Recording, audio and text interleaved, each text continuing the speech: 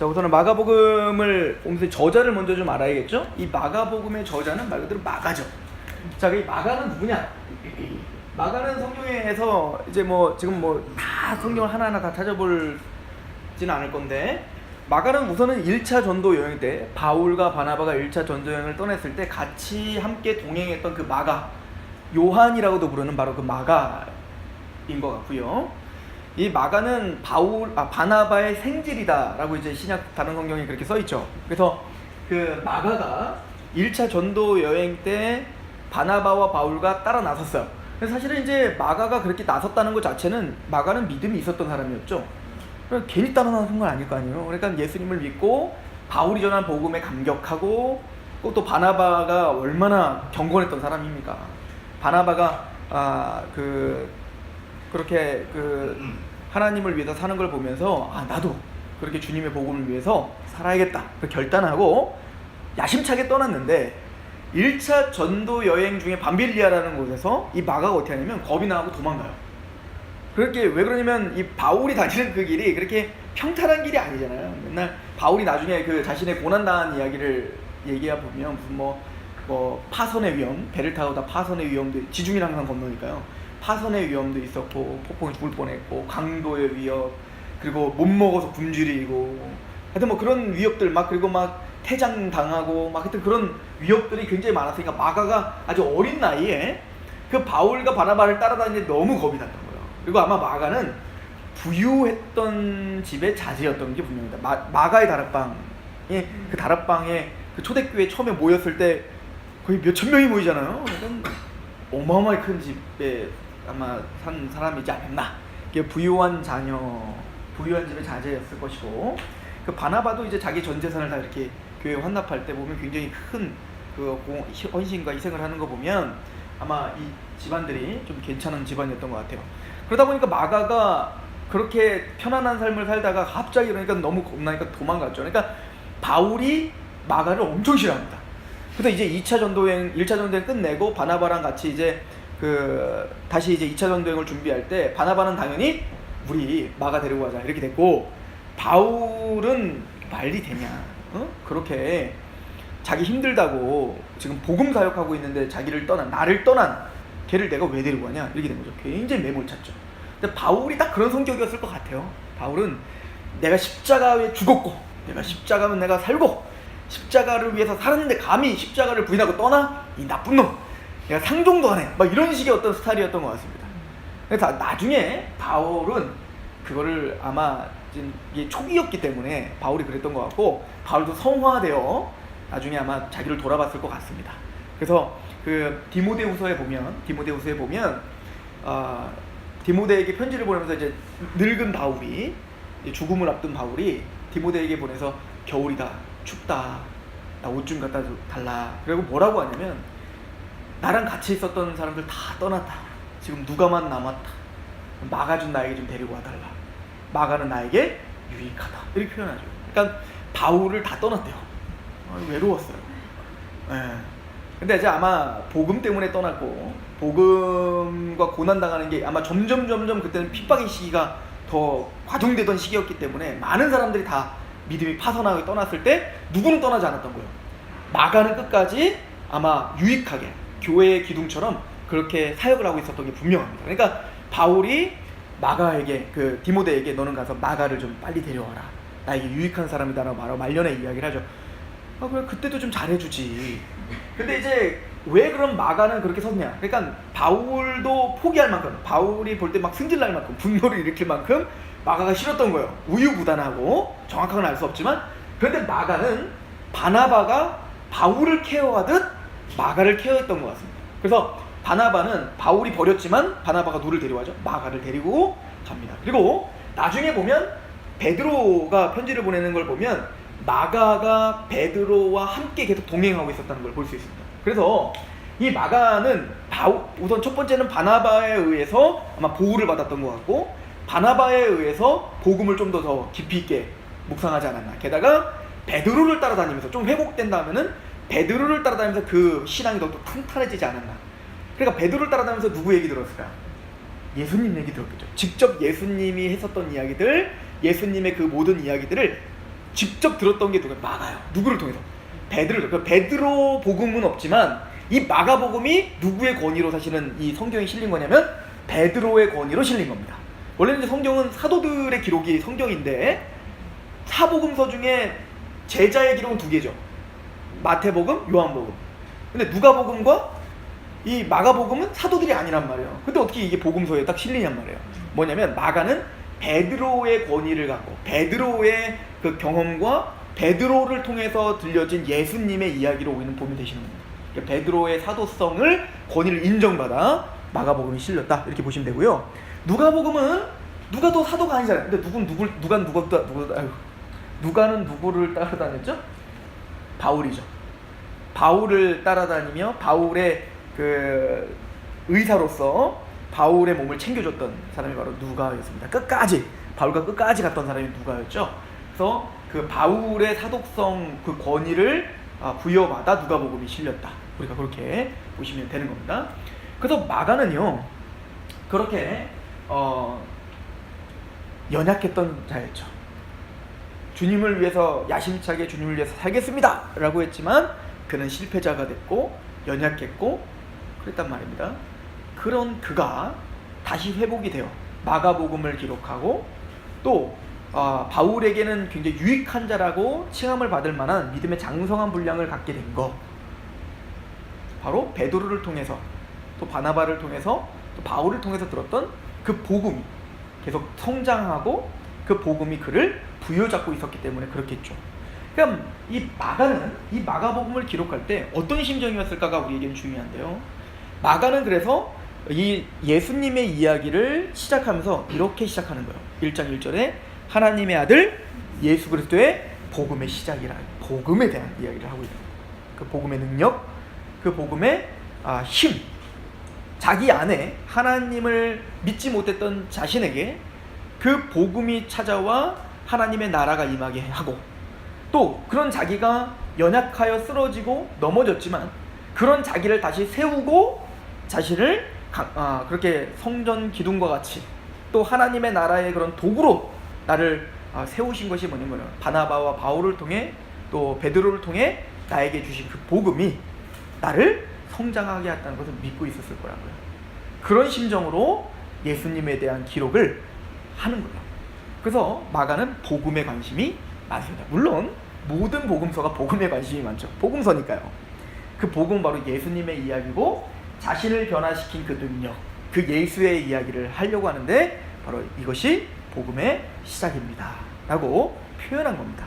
그래서 이제 사실은 마가복음은요 그 다른 복음서에는 없는 이런 표현들이 있어요. 1장 14절 15절에 보면 요한이 잡힌 후에 예수께서 갈릴리에 오셔서 하나님의 복음을 전파하여 이르시되 때가 찼고 하나님의 나라가 가까이 왔으니 회개하고 복음을 믿으라 하시더라. 복음을 뭐라고 정리하냐면 하나님의 나라가 임했다 라고 표현을 하죠. 복음의 이야기는 뭐냐? 바로 하나님의 나라에 대한 이야기다. 하나님의 나라가 우리를 뚫고 들어오시는 이야기인 거예요. 그런데 그 뚫고 들어오시는데 누구를 통해서 하나님의 나라가 우리 안에 완성되고 누구를 통해서 우리 안에 하나님의 나라가 성취되는 거죠? 바로 예수 그리스도를 통해서 그 하나님의 나라가 성취되는 겁니다. 사실은 이게 복음이라는 단어가 우리는 이제 복음 하면 예수님 십자가 딱 이렇게 생각이 되지만 로마 시대 때는 복음이라고 할 때 예수 믿고 천국 가는 거 이렇게 생각하는 사람 아무도 없었어요. 복음은 편만하게 사용됐던 단어입니다. 근데 이 복음이라는 단어가 아무 때나 사용되는 건 아니고요. 기쁜 소식이죠. 굿뉴스요. 근데 로마에게 있어서 복음은 뭐냐면 첫 번째, 왕위를 이어받을 왕자가 태어날 때 복음입니다. 그죠? 축제가 벌어지는 거죠. 자, 두 번째, 뭐가 복음이냐면 개선할 때. 그러니까 로마의 황제가 전투를 벌여 드디어 전멸시켜버리고 그 승전보를 가지고 개선할 때 그걸 복음이라고 했다. 그죠? 그러니까 이 복음은 굉장히 역동적인 단어이고요. 그리고 힘이 있는 단어고요. 통치의 단어인 거예요. 그죠? 그러므로 마가는 바로 예수님의 이야기가 바로 복음의 시작이다. 하나님의 나라가 임하고 하나님의 통치가 임하고 하나님의 승리가 드디어 이 세상을 뚫고 들어와, 더 좁게는 우리 마음을 뚫고 들어와 하나님이 우리를 장악하기 시작하셨다. 근데 그 시작이 뭐냐? 예수님이 이 땅에 오신 거다. 이렇게 얘기하는 거죠. 그래서 하나님의 아들 예수 그리스도의 복음의 시작. 여기서 하나님의 아들이라는 단어가 굉장히 중요합니다. 근데 그 예수님은 누구냐? 하나님의 아들이다. 이제 마태복음을 통해서 우리 기억나시잖아요. 마태복음 8장 기억나시죠? 8장에 세 가지 그 기적이 나타났어요. 하나는 문둥병자를 고쳐주고, 그리고 그 백부장의 하인을 고쳐주고, 그리고 베드로의 장모 10병을 고쳐줬잖아요. 근데 그 나병이라고 하는 것은 부정함의 대표, 10병은 뭐냐면 하나님의 저주받은 자의 대표, 이거거든요.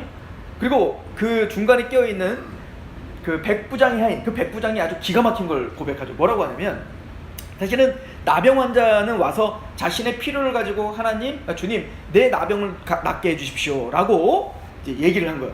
근데 주님이 원하시면, 이렇게 표현하죠. 그러니까 주님이 원하시면 우리를, 부정한 우리를 거룩하게 하실 수 있는 거예요. 두 번째는 뭐냐면, 이 백부장인데 뭐라고 하냐면, 뭐에 의지하냐면, 내 하인이 지금 죽어갑니다. 그러니까 좀 같이 가시죠. 그랬더니 예수님 그래 가자. 그랬더니 백부장이 뭐라고 하죠? 중요한 얘기를 하는데요. 갈 필요 없습니다. 나도 백부장이라 오라면 오고 가라면 갑니다. 나에게도 말에 권세가 있습니다. 그러므로 주님도 말씀만 하십시오. 그럼 뭘 믿은 거예요? 주님의 말씀의 권세를 믿었던 겁니다. 근데 말했더니 바로 즉시 낫죠. 그리고 장모 10병이 낫는 거예요. 저주가 끊겨지는 거죠. 근데 이 모든 8장의 이야기를 통해서 하고자 하는 얘기는 뭐였다? 이사야서 53장에 예언이 성취되는 거였다. 즉 이것은 바로 이사야서가 이야기하고 있던 그 예수에 대한 성취다라고 이야기를 했죠. 자, 그런 다음에 바로 이어지는 사건이 뭐냐면 풍랑을 잠재우는 사건이었어요. 배에 가서 풍랑을 잠재웁니다. 그러니까 예수님이 말씀하시면 그 권세로, 아까 그 백부장 이야기를 통해서 그게 강조되고 있는 거예요. 예수님의 말씀의 권세는 뭐요? 병을 낫게 해요. 말만 했는데 뭐 손 댈 필요도 없어요. 그 예수님의 말씀의 권세가 중요하죠. 근데 그 말씀의 권세로 뭐를 잠재워요? 바다와 바람을 잠재웁니다. 그때 같이 타고 있었던 제자들과 많은 사람들이 뭐라고 묻죠? 이 사람은 누구신가? 이 마가복음에 나중에 나와요. 누구시지? 그게 뭐에 관심이 많은 거예요? 예수는 누구인가가 중요한 거예요. 마태, 마가, 누가, 요한은 다 예수님이 누구신가에 대한 궁금증의 대답인 거예요. 그분은 누구지? 근데 그 대답을 9장에 누가 대답을 해주죠? 바로 귀신 들린 자가 대답을 하죠. 귀신이 대답해요. 당신은 하나님의 아들입니다. 이렇게 표현을 합니다. 자, 그래서 그 여기서 말하는 하나님의 아들이라는 말은 바로 권세자라는 뜻입니다.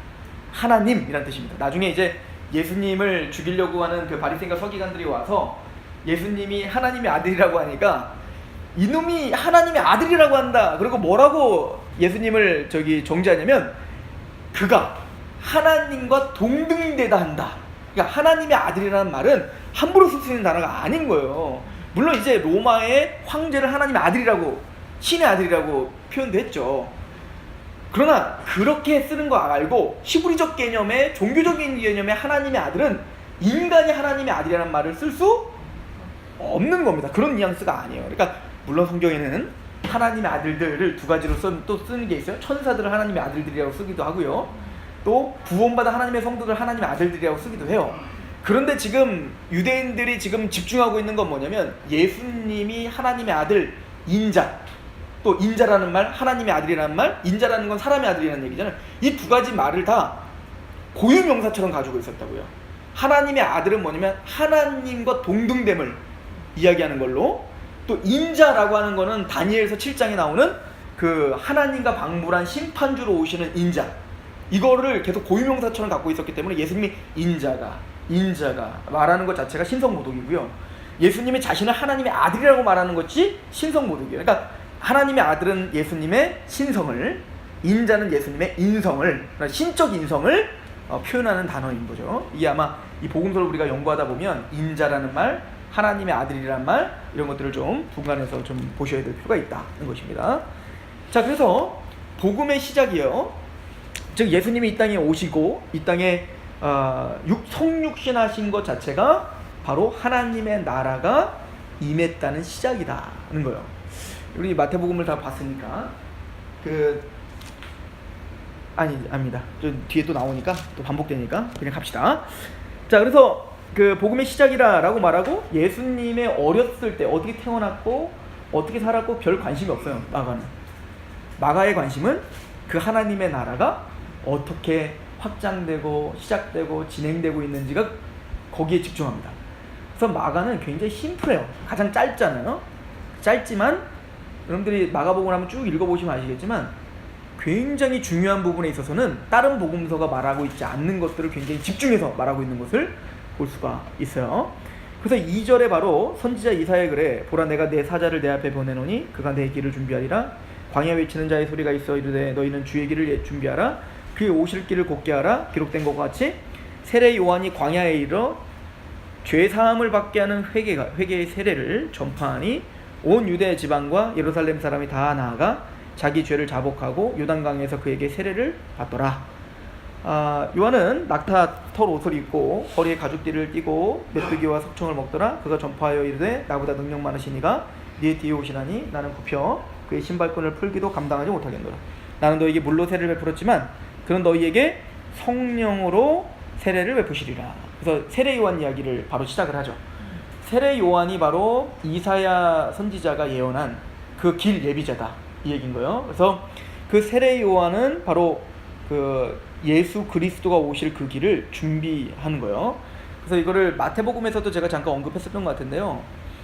이거를 이사야에서는 뭐라고 기록하고 있냐면 여호와의 길을 준비하라 이렇게 표현을 하고 있어요. 근데 이걸 마태복음 뭐라고 이렇게 주의 길을 예비하라. 그 주님은 누구예요? 예수님이죠. 근데 그 예수님의 길을 예비하라는 건데 그걸 이사야서는 누구의 길을 예비하라고 써 있어요? 여호와의 길을 예비하라고 써 있다고. 그러니까 예수님은 여호와예요. 예수님이 하나님이시라고요. 그렇죠? 그래서 지금 예수님이 이 땅에 오신 것은 바로 하나님이 도래하시는 겁니다. 하나님이 지금 하나님의 창조된 이 세상을 평정하시고 그리고 하나님의 나라와 왕국을 다시 회복하시기 위하여 오셨고 그 시작이 예수가 이 땅에 오신 겁니다. 그리고 그 예수님이 오심을 누가 선포하고 있는 거예요? 세례 요한이 선포하는 겁니다. 그죠? 그분이 오셨다. 그러면 어떻게 하라? 회개하고 주 예수를 믿으라는 거예요. 회개하라 이거예요. 왜냐면 자, 이 복음이 또 뭐냐면요. 전쟁을 해요. 그러면 이제 그 황제를 대적했던 그 나라가 있을 거 아니에요? 그럼 그 황제가 어떻게 해요? 대대적인 군사를 몇만의 군사를 끌고 이제 그 나라를 포위하는 겁니다. 좀 있으면 이제는 들이닥칠 거예요. 들이닥칠 건데 먼저 황제가 누구를 보낼까요? 사신을 보내서 어떻게 할까요? 지금 황제께서 자비를 베풀어 주셔서 굿뉴스입니다. 좋은 뉴스가 있는데 그건 뭐냐면 황제께서 이 나라를 완전히 멸망시킬 건데 황제께서 지금 당신에게 회개하라고 촉구합니다. 무슨 얘기죠? 빨리 무릎 꿇으라는 겁니다. 무릎 꿇으면 황제께서 자비로우셔서 용서하실 거라는 거예요. 근데 끝까지 무릎 꿇지 않고 대적하면 어떻게 될까요? 결론은 하나입니다. 진멸당하는 겁니다. 그죠? 이게 몽골이 그랬다는 거예요. 몽골이 징기스칸이요. 얘네들은 사실은 이제 그 초원을 달리고 별로 그렇게 농경 문화가 아니기 때문에 그 땅을 지배하고 싶고 뭐 그렇게 하고 싶은 마음이 없어요. 근데 얘네들은 뭐냐면 가는 곳마다 그냥 막 저기 초원 뿌려놓고 자기들 말 먹이고 싹 빠졌다는 거 아니에요? 그러니까 근데 굉장히 잔인했대요. 둘 중에 하나는 겁니다. 지금 징기스칸 황제가 가고 있다. 무릎 꿇고 용서를 구하면 어떻게 되고? 굉장히 잘해줬대요. 들어가서 굉장히 잘해주고 뭐 엄청 약탈도 막 심하게 안 했대요. 왜냐면 얘네들은 그런 거 별로 필요가 없어요. 어차피 유목민족이기 때문에 양들이나 이런 것들을 먹일 것만 있으면 돼요. 그래서 초원 뿌려놓고 다시 갔다가 다시 또 때가 되면 그 먹이 주러 오고 이랬다는 거예요. 근데 만약에 그 러시아가 그랬대요. 러시아는 끝까지 반항을 하다가 그냥 그 몇만 명을 놓고 그냥 아침부터 계속 목을 베고 밥 먹고 또 못 베고 그러니까 너무너무 잔인해서 그 징기스칸이 오는다는 얘기만 들어도 막 그렇게 전쟁이 벌어지지도 않았는데 유럽 사람들이 그렇게 벌벌 떨었다는 거 아니에요? 그러니까 그런 거 같죠. 그러니까 황제가 지금 오니까 빨리 무릎 꿇고 자복하면 용서를 해주겠는데 그렇지 않으면 끝장이다. 이게 복음입니다. 그죠? 그래서 세례 요한은 전령으로 와서 지금 그 선포를 하고 있는 거예요. 하나님의 나라가 이미 임했다는 거예요. 그러므로 너희는 어떻게 하라? 회개하라. 그래서 회개하고 어떻게 하라? 세례를 받으라 라고 이야기를 하고 있는 겁니다. 세례를 받는다는 건 뭐죠? 물속에 들어가면서 나는 죄인입니다를 고백하는 겁니다. 그래서 9절에 근데 그때에 예수께서 갈릴리 나사렛에서부터 와서 요단강에서 요한에게 세례를 받으시고, 물론 이건 마태복음에서 다 얘기했지만 예수님께서 근데 뭐 하시죠? 세례를 받으셨어요. 원래 예수님은 세례를 받으실 분이 아니죠. 그래서 세례 요한이 왜 당신이 세례를 받으세요? 내가 받아야지 막 이렇게 했잖아요. 근데 예수님이 마태복음에 좀 더 자세하게 얘기하고 있는데, 냅둬라, 네가 빨리 나한테 세례를 줘서 하나님의 의가 이루어지게 해라, 이렇게 표현을 하죠. 자, 예수님이 왜 세례를 받으셔야 됐죠? 원래는 예수님은 무죄하시죠. 히브리서 4장에 보니까 우리에게 있는 대제사장은 우리를 동정하지 못하실 이가 아니에요. 우리를 동정하실 분이라는 거죠. 우리와 똑같이 시험은 당하신 이로되 죄는 없어요. 그러므로 회개할 것이 없어요. 예수님은 유일하죠. 이 땅에 육체로 태어난 인간들 중에 유일하게 죄가 없으신 분은 예수밖에 없습니다. 자, 그런데 그 예수님이 왜 세례를 받으시죠? 이거는 우리 성도들과 하나님의 백성들과 동일시예요. 사실은 이건 누가 받아야 될 세례예요? 우리가 받아야 될 세례입니다. 내가 죽어야 되는 거예요. 그런데 나와 연합되어 예수님이 대신 받으시는 겁니다. 그래서 그 예수께서 세례를 받으시는 의미는 바로 예수님의 죄 때문이 아니라 바로 우리의 죄 때문에 우리를 대신하여 받으실 세례를 말하는 겁니다. 그래서 이거를 예수님 나중에 뭐라고 표현하고 있냐면요, 그 제자들이 와갖고 막 우리 마태복음 때 배웠잖아요. 내 우의정 좌의정이 앉게 해주세요. 그랬더니 예수님이 그러잖아요. 야, 너희들은 내가 마실 잔을 니들이 아니? 그래, 니들도 잔 마실 거야. 아싸, 잔 마신댔나 막 이렇게 된 거 아니에요? 근데 그 잔은 뭐예요? 고난의 잔이었잖아요. 십자가잖아요. 그때 또 뭐라고 하냐면 내가 받을 세례가 있다라고 예수님 말씀하신다고요. 그 세례가 뭐죠? 십자가에 죽으시는 거라고요. 원래는 그 세례 누가 받아야 되는 거예요? 우리가 받아야 되는 거예요. 근데 예수님께서 세례를 받으시는 건 바로 그것을 우리에게 선포하시는 겁니다. 그래서 요한복음에 보면 예수님이 세례를 받으시고 난 후에, 세례 요한이 세례를 받으시고 난 후에 예수님이 지나가니까 뭐라고 가르치냐면, 보라, 세상 죄를 지고 가는 하나님의 어린 양 이루다, 이렇게 표현하는 거예요. 그래서 이제 우리가 어떤 장면을 이해할 때, 그래서 마태, 마가, 누가, 요한을 전체를 다 좀 알아야 전체적인 그림을 우리가 좀 그릴 수가 있죠. 그래서 예수님이 지금 하나님의, 자 이제 보세요. 하나님의 나라가 임해요. 예수님이 이 땅에 오신 게 하나님 나라 복음의 시작이에요. 그러면 그 시작점에서 예수님이 해야 될 일이 뭐죠? 세례 받으시는 겁니다. 우리를 대신하여 예수님이 우리와 동일시되어 우리가 당할 고난을 당하시고 우리가 당해야 될 죽음을 당하시고 부활하셔야 되는 것, 이것이 주님의 나라가 임하게 하는 핵심인 거예요. 모든 복음서는 바로 이거를 설명하러, 이거를 다 설명해요. 이거를 설명하러 가는데, 십자가 부활 이야기를 설명하러 가는데 그 과정과 뉘앙스가 각각의 복음서마다 약간씩은 다른 것 뿐이지만 결국은 뭐냐면 바로 예수님이 받을 그 세례, 즉 십자가에 죽으시고 부활함으로 하나님의 나라가 우리에게 어떻게 임했는지를 설명하는 책이 마가복음이다. 그렇죠? 그리고는 12절에 시험을 받으시는 장면이 나옵니다. 여기 짧게 하고 넘어가죠.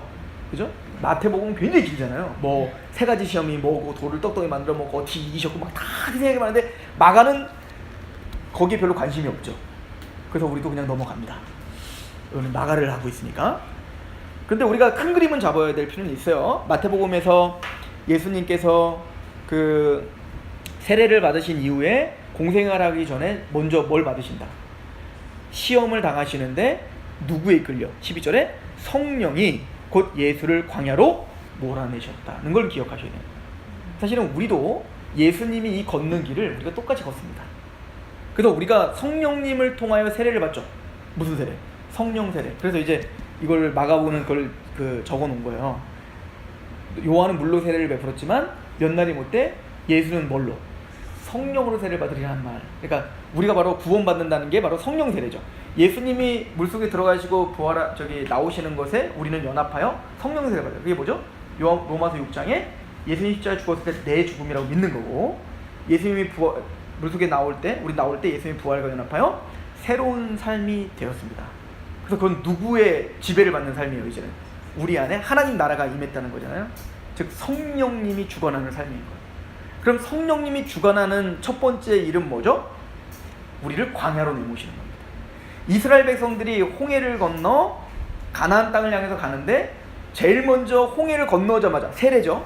홍해를 건너자마자 막다트리는 게 뭐예요? 40년 광야인 겁니다. 이게 계속 반복되어져요.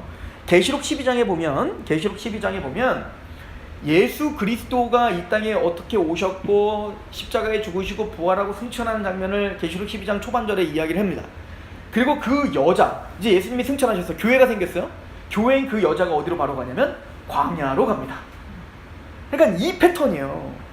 그러니까 구원받은 하나님의 백성들이 성령 세례를 받고 성령님에 의해서 우리의 찢기를 떼어내 성화의 과정을 걷기 위해 우리를 뭐 하는 거예요? 광야로 낸 것입니다. 근데 중요한 건 우린 다 실패한다는 광야에서. 누구만 성공하더라? 마태복음에서 배웠죠? 아담도 똑같은 시험에서 실패했고 이스라엘도 실패했고 우리도 실패하죠. 이걸 뭐래요? 세 가지 시험이 딱 그거라고 했잖아요. 그죠?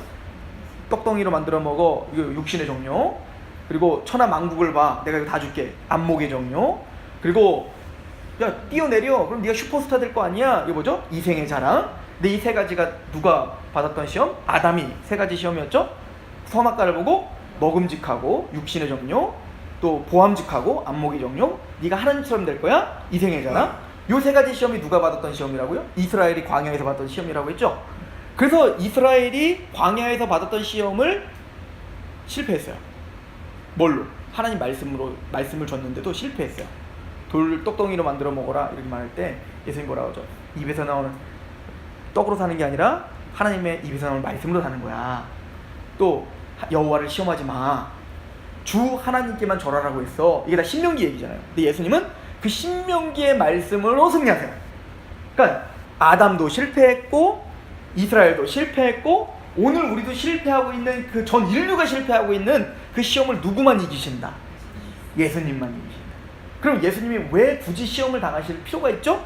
요건 좀 찾아봅시다. 우리 히브리서 2장을 보세요.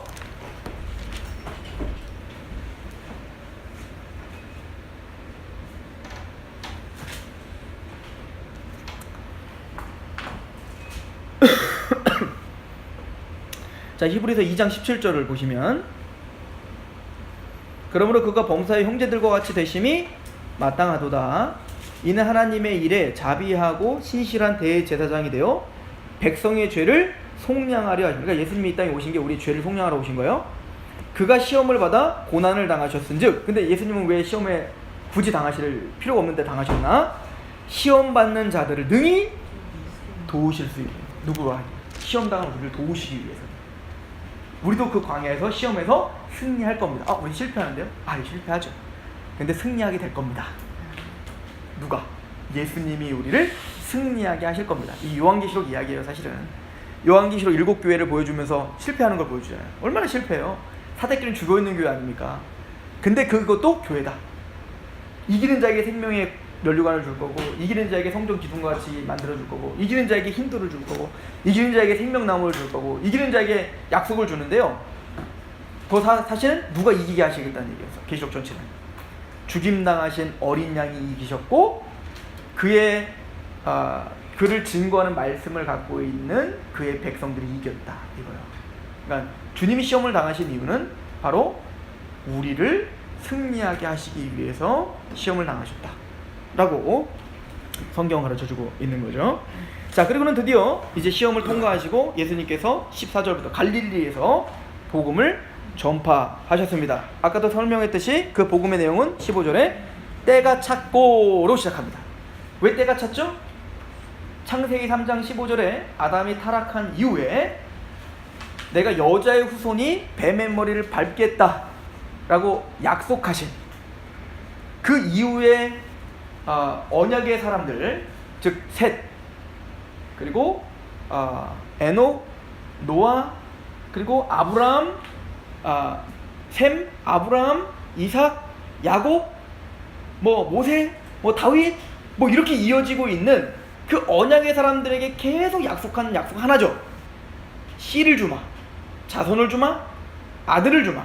그래서 우리가 마태복음에 아브라함과 다윗의 자손 예수 그리스도의 세계라 라고 말한 것처럼 그거를 사실 한마디로 농축한 거예요. 마가는 때가 차네요. 드디어 때가 차서 하나님이 만세 전부터 계획하신, 그래서 아담이 이 인류가 타락했을 때 이 시험에서 졌잖아요. 이 시험에서 진, 그래서 우리는 영원한 파멸과 영원한 심판 가운데 있을 수밖에 없는 우리를 다시 회복하시기 위하여 그 시험 당하시는 이를 능히 도우시기 위하여 드디어 때가 참에 예수가 오신 거예요. 그래서 때가 참에 하나님의 나라가 가까이 왔다는 것이죠. 라고 표현을 하고 있는 겁니다. 때가 차서 드디어 그 예수가 왔습니다. 그래서 복음을 믿어야 되는데요.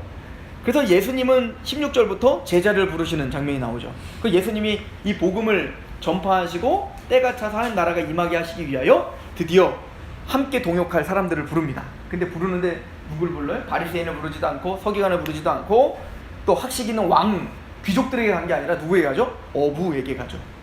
그러니까 비천하고 또 배운 것이 없고 가진 것이 없는 그들에게 예수님은 가는 겁니다.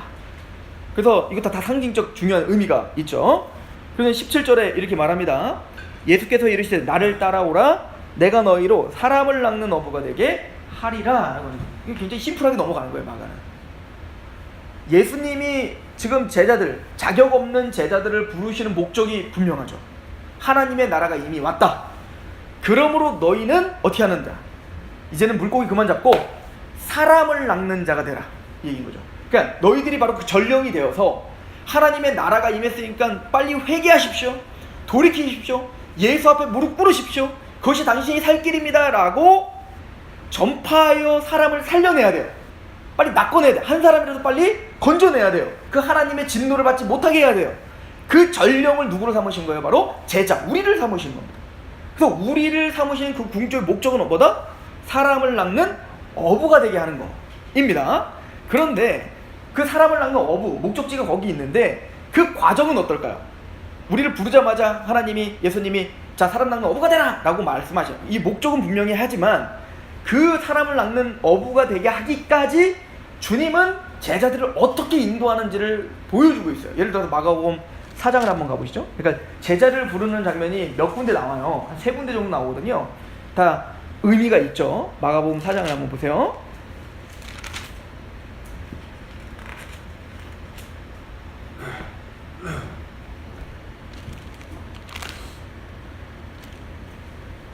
죄송합니다. 3장 3장 13절에 제자를 부르는 장면을 이렇게 말합니다. 또 산에 오르사 자기가 원하는 자를 부르시니. 자, 어부를 불렀습니다. 우리를 불렀습니다. 왜 우리가 부름을 받은 거죠? 그 이유는 뭡니까? 이유는 하나예요. 주님이 원하셔서 부른 거예요. 이걸 요한복음 15장 뭐라고 말하냐면 너희가 나를 택한 것이 아니요 내가 너희를 택하여 세웠다, 이렇게 표현하죠. 그러니까 전적인 하나님의 주권과 은총 속에서 주님이 원하셔서 부르면 나오는 거예요. 부르면 나오는 겁니다. 그러니까 이걸 우리 뭐라고 하냐면 소명이라고 하죠. 유효적 소명 이렇게 표현해요. 그러니까 단순히 외적으로만 부르심 받는 게 아니라 주님의 말씀을 들으면 나와요.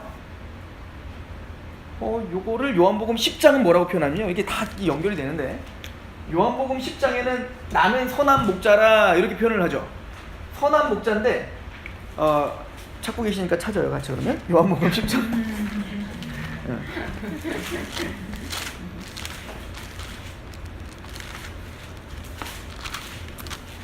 자, 요한복음 10장입니다. 10장 1절부터 제가 한번 볼게요. 내가 진실로 진실로 너에게 이르노니 문을 통하여 양의 우리에 들어가지 아니하고 다른 데로 넘어가는 자는 절도며 강도요 문으로 들어가는 이는 양의 목자라. 문을 들어가는 이는 양의 목자인데요, 문지기는 그를 위하여 문을 열고 양은 그의 음성을 듣나니 그가 자기의 양을 이름을 각각 불러 인도하여 내느니라, 이렇게 표현하죠. 그러니까 이거 제가 설교할 때 한번 얘기한 적 있죠. 이게 뭐냐면 공동우리예요. 공동우리. 그러니까 공동우리에 문지기를 따로 세워놓고, 그러니까 우리가 밭일하고 뭐 여러 가지 일을 해야 되는데 양들을 케어해야 되니까 케어가 안 되잖아요. 그러니까 다 어떻게 하냐면은 김씨네 양, 이씨네 양, 박씨네 양, 구씨네 양을 한꺼번에 모아놔요. 그런데 나중에 이제 해가 저물어 집으로 데리고 갈 때 어떻게 할까? 문지기 보고 어떻게 하는 겁니까? 문지기 문 좀 열어라. 그렇게 하고 내 양 찾아가야 되잖아요. 근데 찾아갈 때 어떻게 하죠? 한 마리 한 마리씩 막 찾아다니는 게 아니라 그 양의 이름을 부르는 거예요. 근데 사실은 여기서는 그렇게 말했지만 사실은 뭐냐면 양은 자기 목자의 음성을 잘 파악하는 겁니다. 그래서 양과 그 목자만이 느끼는 그 목소리를 파악해서 그 목자가 이름을 부르면 반응하는 양들이 생겨요. 그 양들이 갑자기 목자가 부르면 뭐 가서 잡을 필요 없이 그냥 알아서 나와요. 알아서. 이게 뭐죠? 이 사람들이 누구예요? 이 양들이. 이 목자의 양인 거죠. 그런 것처럼 우리가 하나님의 양인지 어떻게 알까요? 첫 번째는 말씀에 반응하는 걸 통해서 복음을 선포했는데 그 복음에 반응하는 걸 통해서 하나님의 양을 먼저 분간하는 겁니다. 이거를 사도행전 13장에는 뭐라고 말하냐면 14장인가?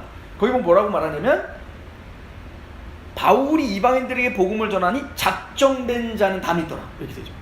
그러니까 똑같이 복음을 듣고 있는데 복음에 반응이 일어나는 사람이 있어요. 이거를 좀 더 구체적으로 사도행전 16장에는 뭐라고 말하죠? 빌립보에 가서 루디아가 복음을 듣는데 그때 유대 많은 여자들이 있는데 바울이 복음을 전하니까 다른 여자들 안 믿었어. 근데 루디아는 주님께서 그 마음을 열어 바울의 말을 따르게 하시죠. 이게 주님의 양인의 특징이죠. 그렇죠? 그러므로 바로 자기가 원하는 자를 부르니 나오는 겁니다. 마가복음 그걸 그냥 심플하게 딱 정리하고 가는 거예요. 이걸 요한이 좀 더 구체적으로 설명해 주고 있다 이렇게 생각하시면 됩니다. 그래서 13절에 또 산에 오르사 자기가 원하는 자를 부르니 나오는지라. 그럼 예수님께서 우리를 왜 불렀다고요? 사랑하는 어부가 되라고. 근데 그거는 부르심 받자마자 되는 게 아니라 먼저는 부르신 첫 번째 목적은 뭐죠? 14절 이에 12를 세우셨으니 이는 자기와 함께 있게 하고요. 먼저는 주님과 동행하는 거죠. 여러분들 제자들이 12제자가요 예수님이 부름을 해서 나오자마자 제자들이 한 일이 뭡니까? 어떤 일을 했나요? 지금 마가복음 3장 보고 있습니다. 제자들이 하는 일이 뭐였죠? 한 일이 뭐여서 일만 저질렀지. 예수님 괜히 따라다녀가고 밀 까먹다 걸려가지고 예수님 난처하게 만들죠. 또 사랑의 제자라고 하는 그 요한은 어떻게 합니까? 이방에 갔더니 자기들 막 영접 안 하니까 승질이 나가지고 주님 그 권능으로다가 그냥 하늘에 불이 떨어져 싹 다 그냥 싸질러 버리죠. 불 싸질러 다 죽여버리죠. 이러면서 그냥 자기 욕구나 채우려고 예수님을 따라다녔죠. 나중에는 뭐 예수님이 죽기 직전까지도 나 우의정 자의정 시켜주시죠. 이게 제자들이었다고요. 근데 예수님은 그런 제자들을 책망하시지 않습니다. 그냥 데리고 다니십니다. 그리고 그런 제자들을 위하여 십자가에 죽으십니다. 동행입니다. 함께하고 싶은 이게 먼저예요. 그래서 결론적으로 우리로 말하면 예수님을 믿으면 일을 하려고 하는 게 먼저가 아니라 주님과 동행하고 내가 뭔가 하지 않아도 나는 여전히 자격이 없지만 그런 내가 주님의 사랑을 받을 자격이 있다는 것을 알 때 그 사랑이 강권되는 게 먼저인 거예요. 주님과 동행하는 법을 배워야 돼요.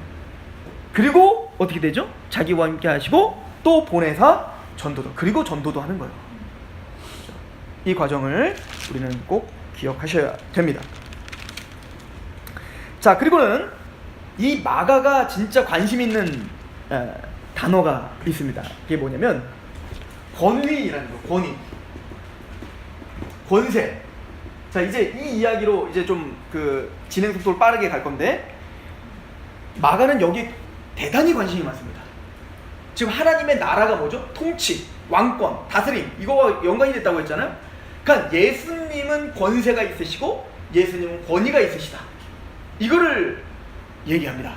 그래서 이제 21절을 보시면 21절에 그들이 가버나움에 들어가 예수께서 곧 안식일에 회당에 들어가 가르치심에 뭇사람이 그의 교훈에 놀라니 이는 그가 가르치시는 있는 것이 권위가 있는 자와 같고 누구와 같지 않아요?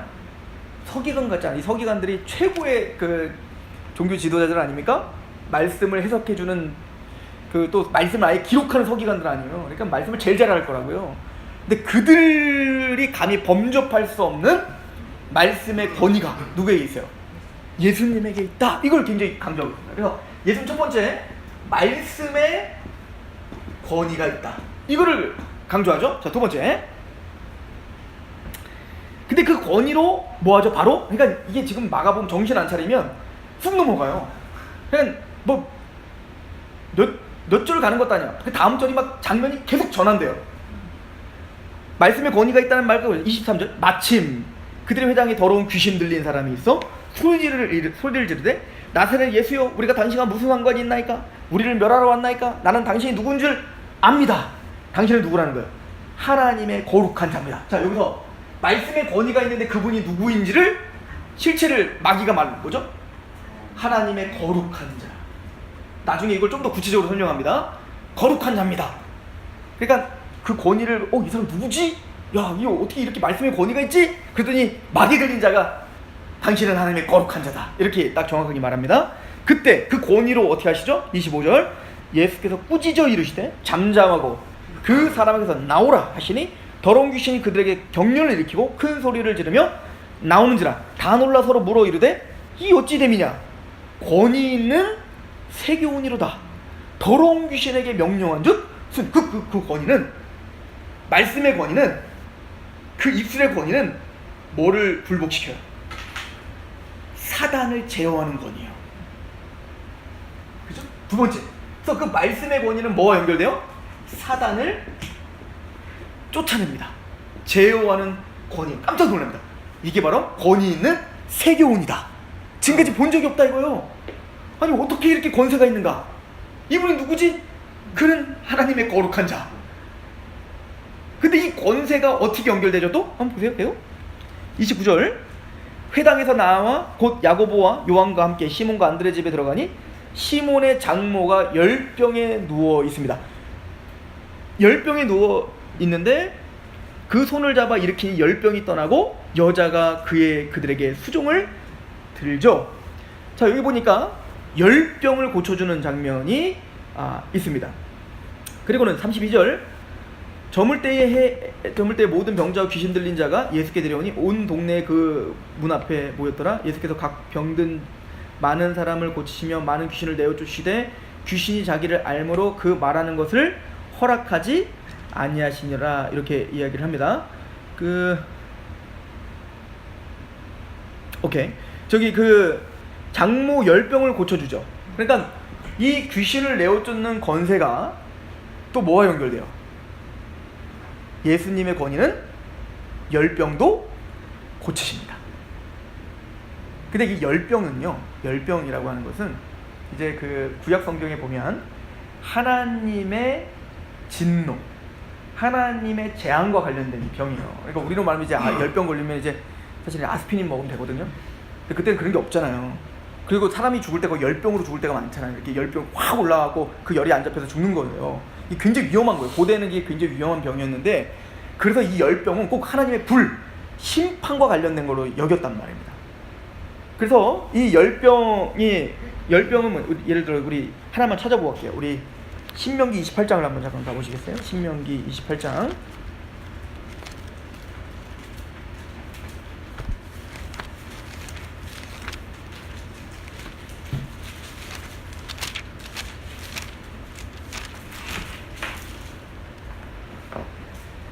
(22절) 말씀입니다. 신명기 28장 22절. 자, 같이 한번 읽어보겠습니다. 시작. 여호와께서 폐병과 열병과 염증과 학질과 한재와 풍재와 썩는 재앙을 너를 치시리니 이 재앙들이 너를 따라서 너를 진멸할 것이다. 그러니까 이게 지금 어떤 내용이냐면, 불순종을 하면, 하나님의 말씀에 불순종하면 이런 재앙들이 올 거야. 그 중에 하나가 뭐예요? 폐병, 열병, 염증, 학질 뭐 이런 거거든요. 열병에 걸리면 그러니까 당연히 뭐라고 생각했어요? 그 고대에는 뭐 의학이 발달되지 않았으니까, 와, 뭔가 죄가 있어갖고 이 사람이 지금 하나님 저주받았구나, 이 얘기인 거예요. 자, 그걸 좀 기억하시고요. 넘어갈게요. 그 귀신 들린 자를 또 고치시고 35절에 그 마가복음 1장 35절에 새벽 아직도 밝기 전에 예수가 일어나 나아가 한적한 곳에 가서 거기서 기도도 하시더니 시몬 및 그와 함께 있는 자들이 예수를 뒤따라가라. 만나서 이르되 모든 사람을 주를 찾나이다. 이르되 우리가 다른 까닭으로 마을로 가자. 거기서도 전도하리니. 이런 단어들이 사실은 이 마가복음의 독특함이에요. 예수님께서 나아가 전도하러 간다. 그죠? 근데 그 전도는 뭐죠? 그 말씀의 권위를 가지고 전도하는 거예요. 그죠? 39절 이에 온 갈릴리에 다니시며 그들의 여러 회당에서 전도하시고 귀신을 내쫓으시더라. 그리고 40절부터 누구를 고쳐요? 나병 환자를 고치십니다. 그죠?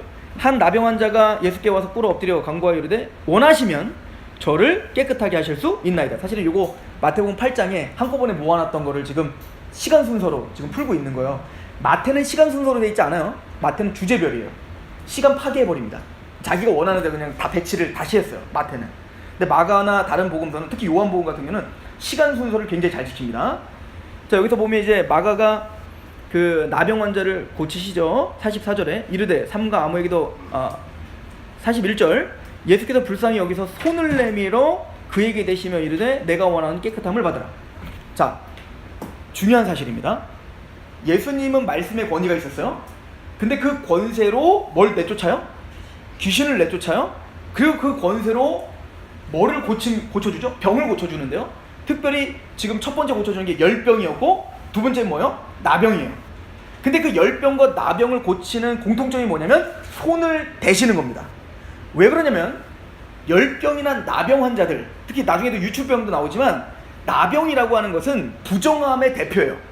그래서 여기서 보면 네가 그 깨끗함을 받으라 이렇게 표현하죠. 정결케 되라 이런 얘기예요. 그러니까 뭐냐면 병나하라가 아니라 정결의 문제라고요. 그러니까 나병은 뭐냐면 부패함, 부정함의 상징이에요. 열병은 그 죄로 말미암은 재앙받았음의 상징이라고요. 그래서 원래는 그들은 다 격리돼야 돼요.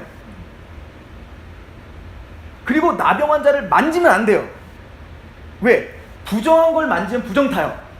그래서 부정한 걸 만지면 그 부정이 누구에게 전가되는 거예요? 나에게 전가되는 건 믿어서. 그러니까 돼지 만지면 내가 부정해지는 거야.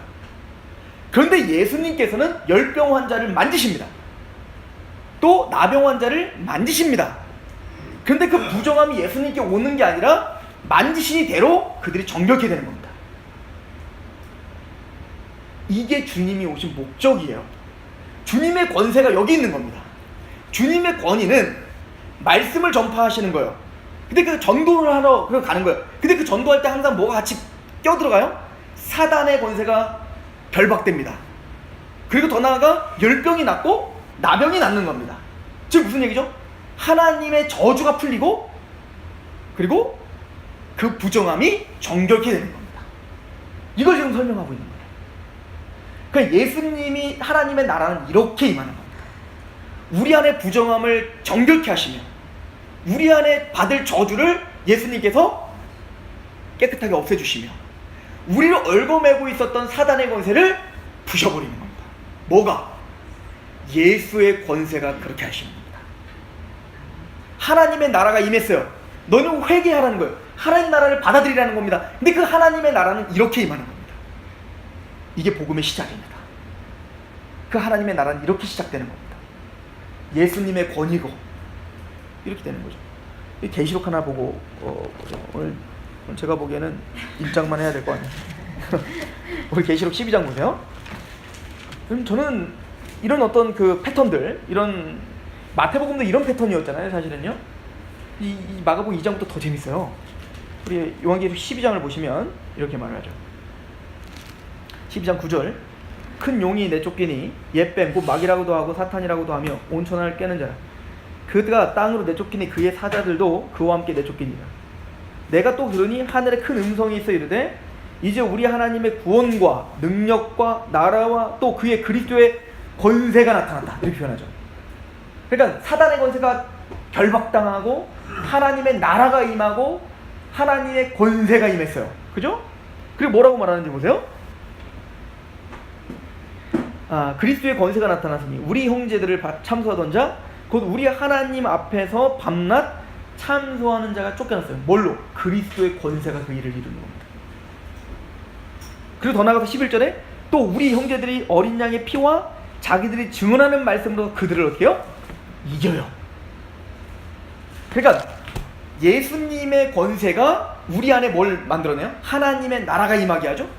그래서 그 예수님의 십자가의 죽음에 감격한 하나님의 백성들, 이 14만 4천 우리 왕같은 제사장, 성도, 우리를 말하는 거예요. 그런데 예수님의 권세로 이길 뿐만 아니라 누가 또 이겨요? 예수님을 증언하는 말씀을 갖고 있는 어린 양의 그 증언하는 복음을 갖고 있는 우리가 이겨요. 이 권세가 누구에게 와요? 우리에게 와요. 그러니까 예수님은 마가복음이 그 얘기하고 있는 겁니다. 하나님의 나라가 임합니다. 누구를 통해? 예수님의 권세가 사단을 결박하고 또 우리의 재앙을 거둬주시며 우리의 부정함을 정결케 하십니다. 이게 권위 있는 세교훈입니다. 그런데 예수님은 누구를 부르셨죠? 제자를 불러 너희가 사람 낚는 어부가 되라. 무슨 얘기죠? 그 권세 누구에게 넘길 거예요? 제자들에게 넘길 거예요. 그리고 그 제자들이 바로 그 일을 하러 온 거예요. 전도도 하며 하는 거예요. 그러니까 전도도 하며가 뭔지를 보여주고 있죠. 그리고 나중에 3장에 가서 제자를 부르시고 너희가 전도도 하며, 이거를 재현하며 사는 겁니다. 누가? 우리가. 이게 지금 역동적인 하나님의 나라가 어떻게 임하는지 이것을 마가는 보여주고 있는 거죠.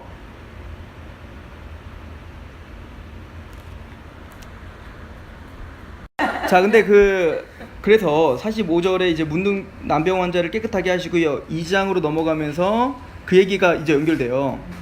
2장 1절에 수일 후에 예수께서 다시 가버나움에 들어가시니 집에 계시다는 소문이 들린지라 많은 사람이 모여 문 앞에까지 들어설 자리가 없게 되었는데 예수께서 그들에게 뭘 계속 전해요? 도. 그러니까 이 마가는요, 전도, 도를 전하였다. 말씀의 권세가 있다. 이거 굉장히 강조하고 있죠. 사람이 한 중풍병자를, 그러니까 나병과 열병의 특징은 뭐라고 했죠? 나병은 뭐죠? 부정함. 열병은 하나님의 저주를 받음.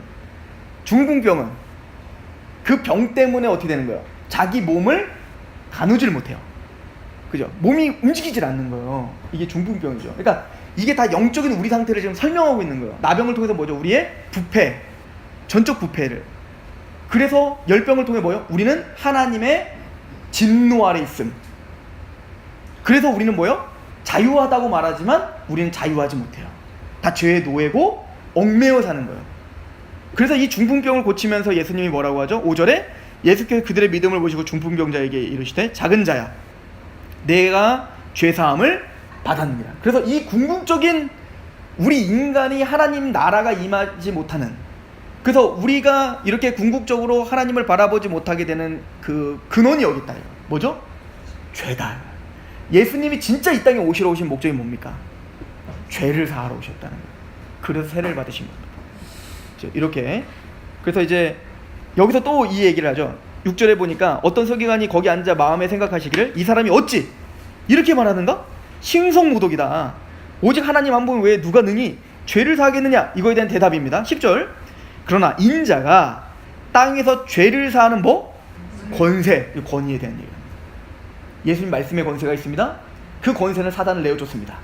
그 권세는 병든 자를 고칩니다. 그리고 그 권세는 죄를 사합니다. 지금 마가는 그렇게 우리를 인도하고 있는 거예요. 예수님이 오신 목적이 무엇인가? 예수님을 통해서 그 복음의 시작이다. 하나님의 나라는 어떻게 시작되는가? 죄 사함입니다. 이것을 우리에게 가르쳐주고 있죠.